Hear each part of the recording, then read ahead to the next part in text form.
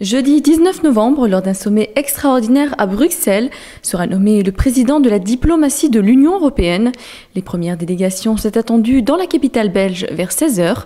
Le Premier ministre belge Herman Van Rompuy est toujours favori pour la présidence, face entre autres au luxembourgeois Jean-Claude Juncker, au néerlandais Jean-Pieter Balkenende et au britannique Tony Blair, toujours soutenu bec et ongle par Londres.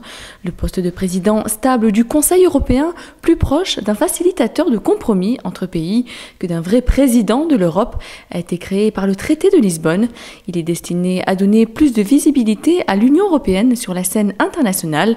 Le président du Conseil sera en poste pour une durée de 30 mois, à compter de l'entrée en vigueur du traité de Lisbonne le 1er décembre prochain. Suite à un plan de restructuration approuvé par la Commission européenne, la banque belge KBC va se séparer de sa filiale luxembourgeoise KBL. À ce jour, près de 2600 personnes sont employées, dont 1050 au Grand-Duché. En tout, la banque privée KBL va devoir se séparer de 25% de ses actifs, dont la banque KBL située au Luxembourg. Selon Jean Vannevel, chef de la direction du groupe, la banque privée du Luxembourg gère actuellement quelques 47 milliards d'euros d'actifs de clients dans 9 pays européens. Ces 5 dernières années, elle a généré annuellement près de 175 millions d'euros de bénéfices. Le prix estimé par KBC pour vendre sa filiale luxembourgeoise est entre 1,5 et 2 milliards d'euros.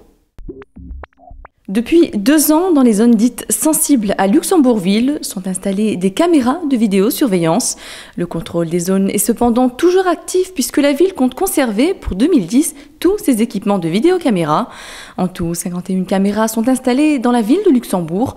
Cependant, pour mieux renforcer la sécurité, des caméras vont bientôt être installées, notamment sur la place Aldringen et la gare de Luxembourgville.